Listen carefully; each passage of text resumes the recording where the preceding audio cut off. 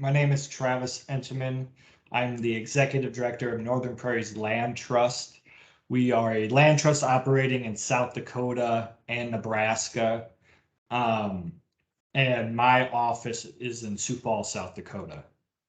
And today I was going to go over who the organization is, kind of what we're focused on, and some examples of easements in South Dakota specifically, and some of the areas we're focused on. So yeah, we are a land trust in South Dakota and Nebraska, and our mission is to conserve and restore lands for habitat, agriculture, water quality, cultural protection by building conservation easements, providing a conservation toolkit, and guiding landowners in conservation opportunities and enabling their land ethic.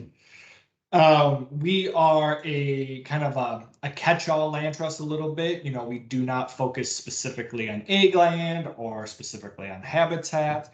We work with a variety of different folks and a variety of different partners on satisfying their conservation goals. So it can range from, working ranches and working timber to cultural preservation. We work with developers to protect wetlands and city parks. So it kind of there's a gap that we fill. Kind of our three main priorities within that is grassland preservation, tall prairie grass, mixed prairies are threatened and are diminishing rapidly, and we want to help to protect what's remaining, but also help to restore what was lost. And that's in South Dakota and Nebraska. So like Nebraska, we work a lot in the Sandhills area. South Dakota, obviously most of the state is grassland. So we want to help protect those resources while we still have them. In addition to that, protecting ag land, working farms and ranches to help long-term sustainability and protection from future development. A lot of what we've been doing more recently is working with landowners that are under serious development pressure, be that subdivision or industrial development, and help protect that property to keep it remaining as a working ranch or working timber operation. And obviously all that has to be within a conservation mindset, but I would rather have cattle on the landscape than another Walmart. So that's kind of the thought process there.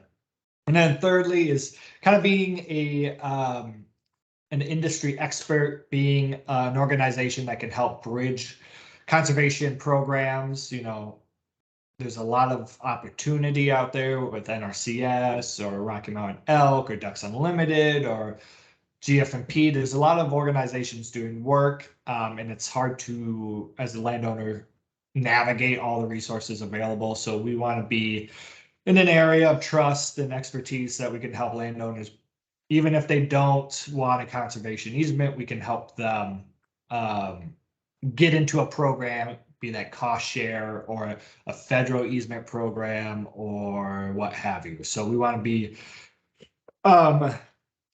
that organization, in addition to kind of getting partners together, like-minded partners, to really have a better foothold in South Dakota, speak with a more united voice in terms of policy and getting funding into the state, things like that. We want to help spearhead that. So land conservation. So our primary conservation tool is conservation easements. And working directly with private land conservation. Our easements, like I mentioned before, range from very restrictive to fairly loose, depending on the landowner's goals. Obviously, always in a conservation-focused mindset, but it's really tailored to the landowner and their goals for that property. So obviously, a conservation easement is, I think of it essentially as a a private real estate transaction. You're essentially, as a landowner, giving up a couple of property rights. So you always probably hear the bundle of stick metaphor. As a property owner, you have a bundle of sticks, and each stick is a right. You're essentially selling or donating certain rights to a land trust for conservation purposes.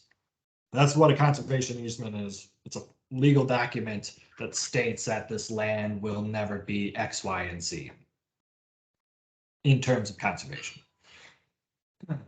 So, there are a variety of ways you can go about this. Now, some programs, so like NRCS, might have very specific requirements for a conservation easement.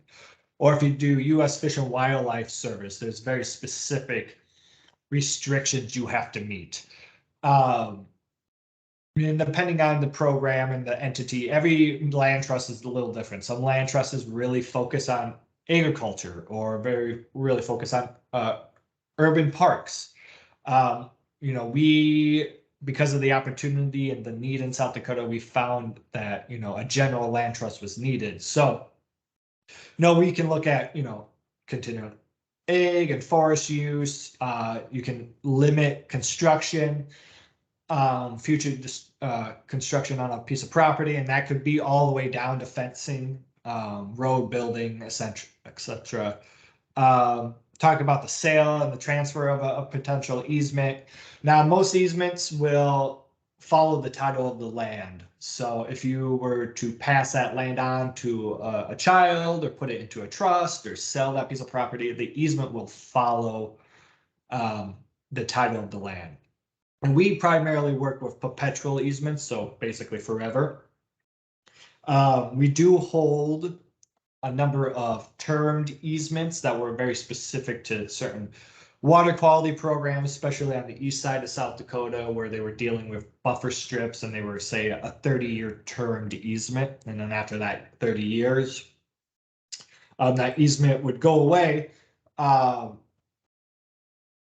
downside of that is you're not protecting that land in perpetuity, but also there is, with an easement, a financial piece to it. So an easement, because it's property rights, there's a financial component to it. Those rights are worth something.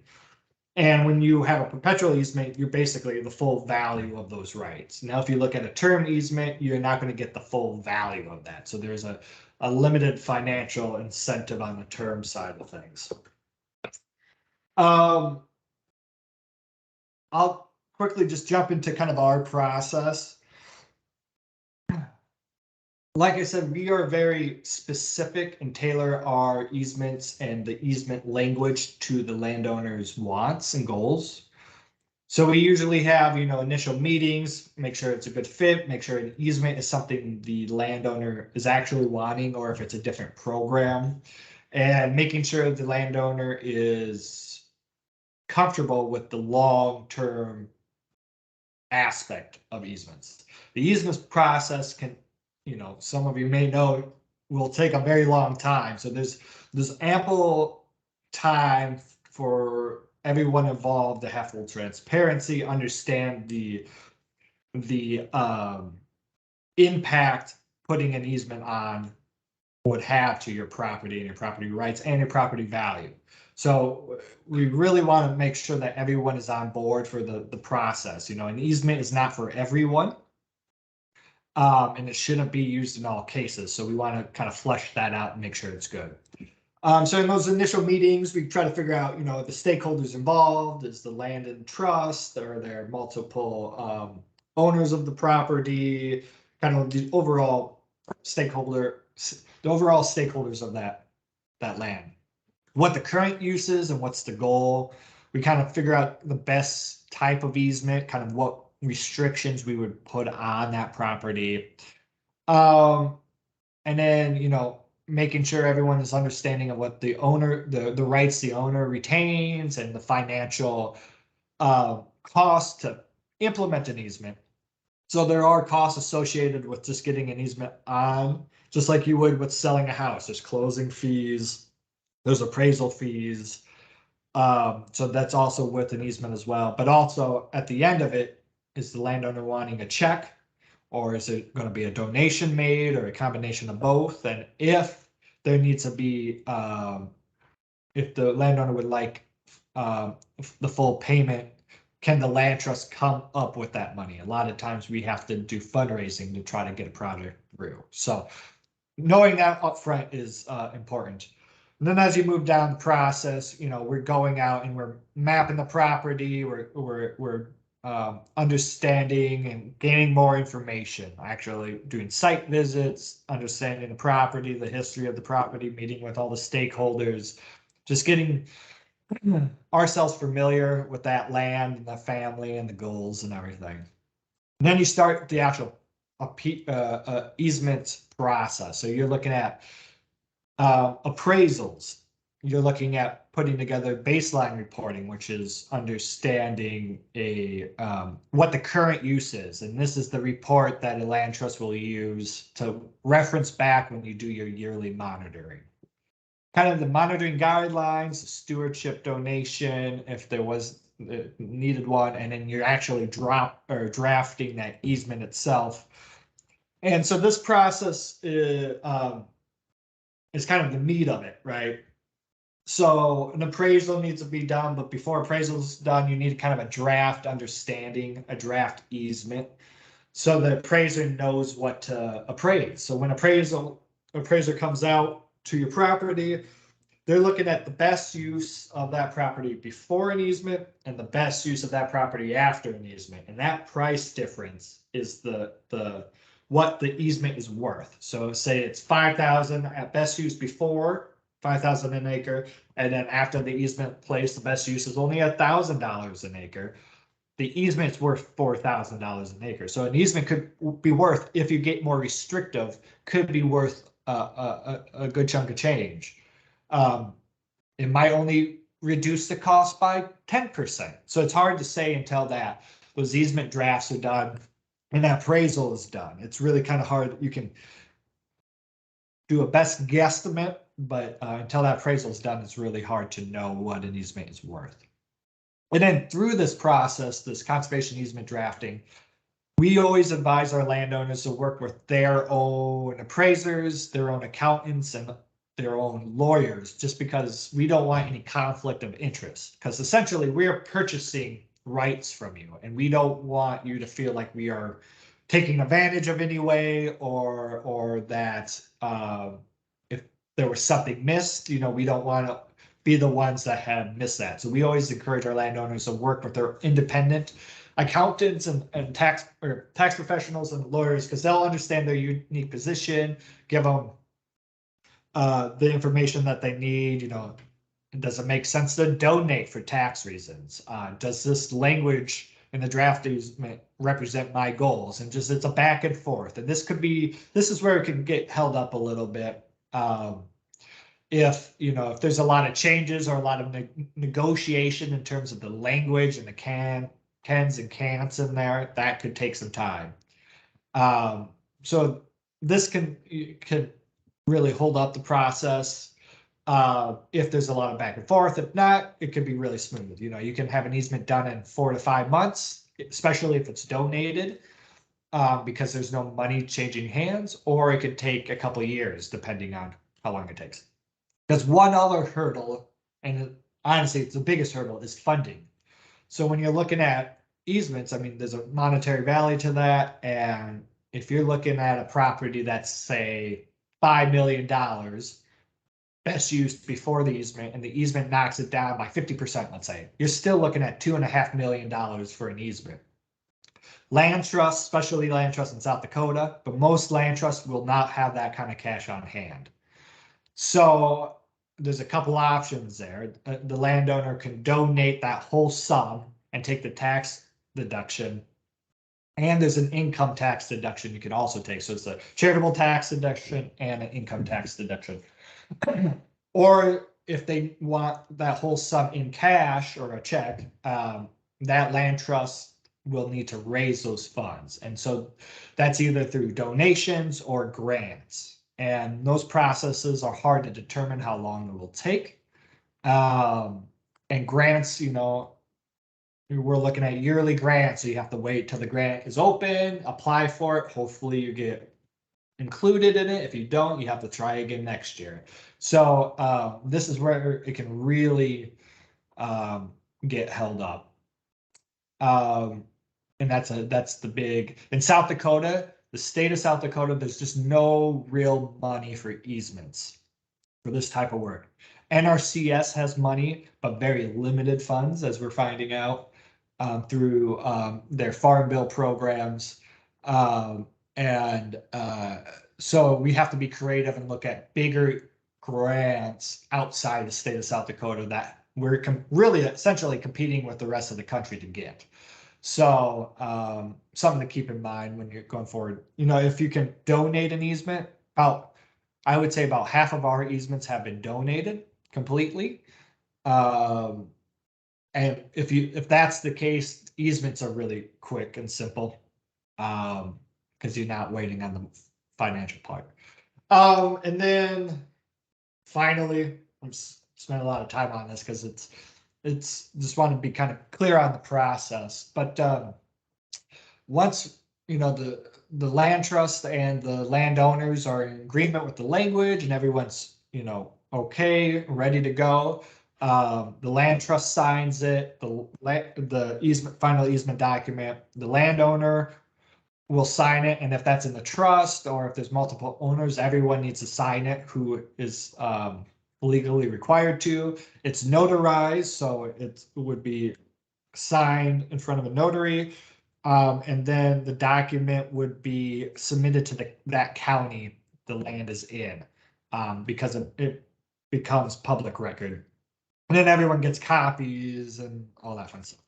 But once the easement's placed, so we land trusts are all different. So for us, once the easement's placed, we really becomes actually an easier process. So we do yearly monitoring of the easement. So once a year, we'll come out to the property and just make sure it's still within the easement parameters using that baseline data and the original easement document and photos and all that, and just come out, write a quick report. Usually takes a couple hours. We're out there, depending on the size of the property.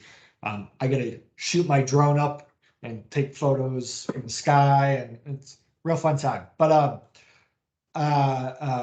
we come out once a year. We'll take photos, write a report. We have really never had any issues doing this. We became an organization in 2000, so in 22 years, we've never had to take anyone to court. We've never had to get ask people for money or anything. It basically is, once in a while we'll see someone maybe put some track, maybe they tore out a road and put some concrete within the easement bounds, and our easements can't allow for garbage or disposal.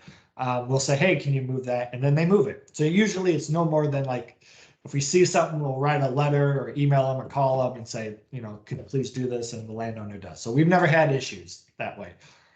And then, we are then a resource too for that landowner if they're looking at getting into an NRCS program or looking at transitioning certain operations. We would help them bridge the gap to the organizations that could help them do more stewardship. So we don't actively manage any properties. We don't actively manage any conservation plans. That's on the landowner itself. Now, my hope as we grow and other land trusts do that, they have field staff. So once an easement's placed, you could use the land trust's staff to help implement practices. And that's my hope long term. But as it currently sits, we just do the yearly monitoring. Real quick on costs. I think I touched on this, but the initial upfront cost a landowner may required to put out would be appraisal fees, because we want you to get your own appraiser, because you and be comfortable with your appraiser, because they're going to give you a price for your land, and we want to make sure we do not influence that in any way. There's no conflict of interest or anything. We want the landowner to feel comfortable with the appraisal they are getting.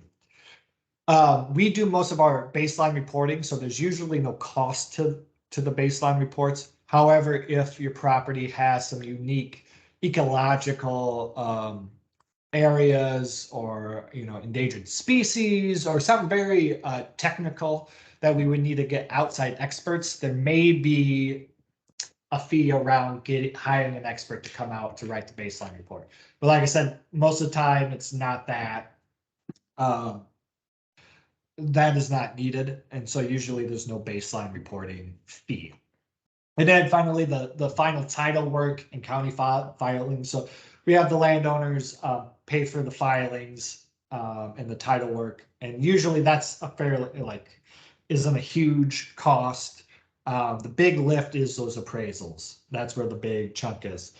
But if your easement's worth $2.5 million, if you have to spend $500,000 to get that easement done, or $10,000 to get that that appraisal done, it kind of takes care of itself. And like I said, stewardship. So we do ongoing stewardship or monitoring every year. Usually we will, and this is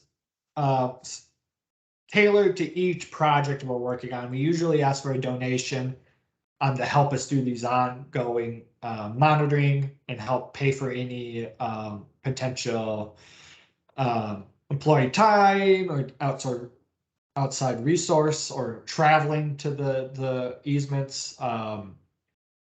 Since we're monitoring these in perpetuity, so forever and ever, we have to monitor these easements. So we ask for a small donation. But again, that's project to project, depending on the landowner's ability, usually. And that goes into our a specific stewardship fund that we call John H. Davison Stewardship Fund.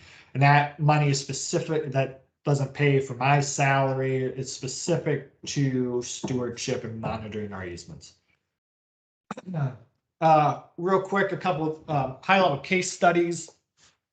A few years back, we did an interesting land transfer project that had Nature Conservancy, U.S. The Forest Service, the National Park Service on the private landowner. Next to the Badlands, this landowner had an inholding within the park boundaries, and the park wanted that land. So they did a land transfer with the landowner for the land in the property, and then the landowner got some adjacent land of equivalent size outside the park boundaries. So this was and we came in because it's a 30-year termed easement. So we hold the easement on this property. So what happened is the National Park Service got the landowner's original land. The landowner then got the equal amount of acres and equal habitat outside the park boundaries. But with that, was required to put a 30-year easement on it. And to remain a working cattle ranch, essentially. There's no buildings on it. It's grassland for cattle grazing.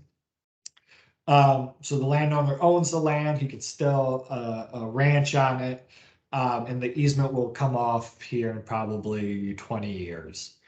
So this had multiple different partners involved.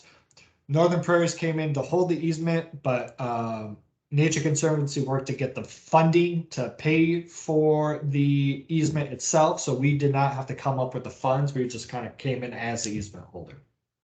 But what this property did by getting it into public hands was allow additional range for the bison herd there, the Badlands National Park. It's been 2 years now, but the Park Service released I think it was 3 or 4 bison on that property, that old property. And the first time there was buffalo on that property in over 100 years. So it's a really cool project. Looking at water quality on the east side of the state, we work with a group called East Dakota Water Development District. It's a water district here in eastern South Dakota in the Big Sioux River Basin, in the Big Sioux River Project. And they're focused on implementing water quality practices on the ground. So buffer strip implementation, regenerative agricultural practices, getting basically cattle out of the water. Well, with them, they were able to get funding through Clean Water Act.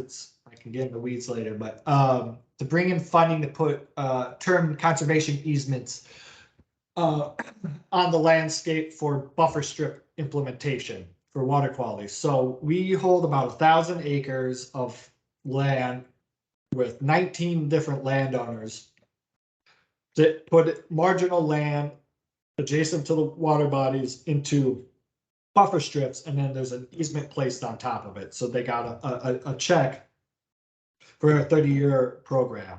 And East Dakota was able to bring in the funding for that, and we hold the easements on top of that. So it's another project where two organizations came together, one to hold the easement, one to provide the funding. So we were able to put these practices on the ground. Some of our main partners, NRCS, I am funded through NRCS, a grant we receive.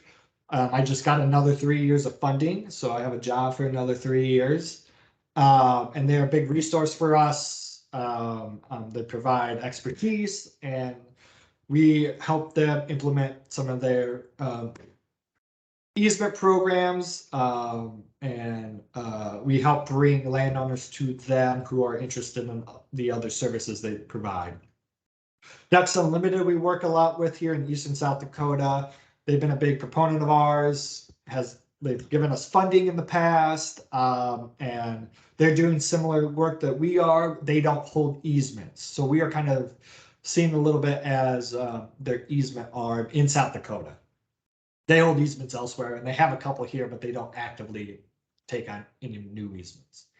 And then another organization we have a direct partnership with is Friends of Big Sioux River. It's a water advocacy group working on cleaning up the Big Sioux River watershed, which is the large watershed here in Eastern South Dakota, and really working on getting on the ground projects like those buffer strip programs on the ground, put them in easements. So they help with that. And that's pretty much it.